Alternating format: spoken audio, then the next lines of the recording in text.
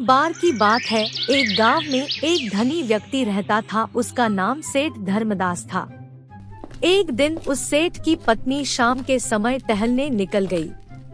लौटते समय एकाएक ही मूसलाधार वर्षा शुरू हो गई। बरसात से बचने के लिए वह पास ही के एक दफ्तर के बरामदे में खड़ी हो गई। कार्यालय बंद हो रहा था, मैनेजर जा चुका था और कर्मचारी भी जा चुके थे। बस एक चपरासी और एक क्लर्क, जो कार्यालय बंद करके चाबी अपने साथ ले जाता था, वहाँ रह गए थे। क्लर्क ने बरामदे में खड़ी उस महिला को देखा। वह उसे पहचानता नहीं था, परंतु फिर भी सामान्य शिष्टाचार के नाते उसके पास बाहर आया और बोला, सिस्टर, आप बाहर क्यों खड़ी हैं? पानी के छींटे भी आपको लग रहे हैं। आप अंदर आ जाइए और कुर्सी पर आराम से बैठिए।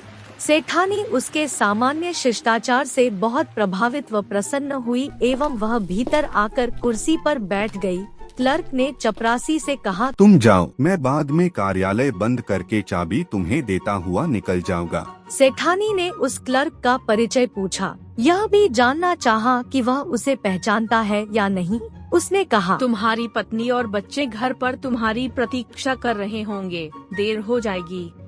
क्लर्क ने मुस्कुराकर उत्तर दिया, ऐसी कोई बात नहीं है, आप आराम से बैठिए, बरसात कुछ ही देर में थम जाएगी। कुछ देर बाद बरसात बंद हुई। सेठानी उठ खड़ी हुई। बड़ी आदर के साथ उस क्लर्क ने उन्हें बाहर तक पहुंचाया और कार्यालय बंद करके घर पहुंचा।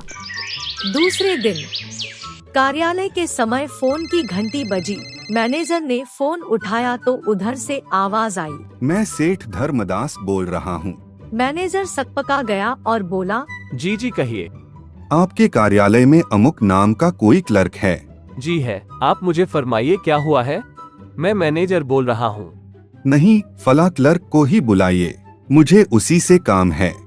मैनेजर को बड़ा आश्चर्य हुआ। सेठ धर्मदास जैसा गांव का सबसे धनवान व्यक्ति उस छोटे से क्लर्क का नाम भी जानता है और उसी से बात करना चाहता है। मैनेजर क्लर्क को बुलाया। तुम्हारे लिए सेठ धर्मदास का फोन है। क्लर्क के होश उड़ गए। क्या बात हो गई?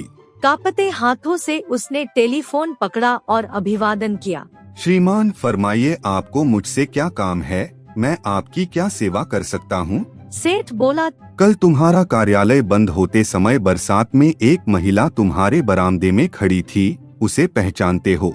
जी नहीं, मैं तो सिर्फ इतना ही जानता हूँ कि वह कोई महिला थी, पर शायद मैंने कोई गलत व्यवहार तो नहीं किया। फिर भी कोई गलती या भूल हुई हो तो क्षमा करें। तुम्हारी तो कोई गलती या भूल नहीं हुई है, किंतु तुम्हारी सज्जनता और शिष्टाचार ने मुझे व मेरी पत्नी को बहुत प्रभावित किया है। हम एक नया कारखाना खोल रहे हैं, उसमें मैं तुम्हें मैनेजर बनाना चाहता हूँ। क्लर्क को अपने कानों पर सहज ही विश्वास नहीं हुआ। एक साधारण सी सज्जनता और व्यवहार कुशलता का इतना बड़ा पुरस्कार एक छोटी सी फर्म का एक क्लर्क एक कारखाने का मैनेजर बन गया। इस कहानी से हमें यह शिक्षा मिलती है कि हमें हमेशा दूसरों से अच्छी व्यवहार करनी चाहिए।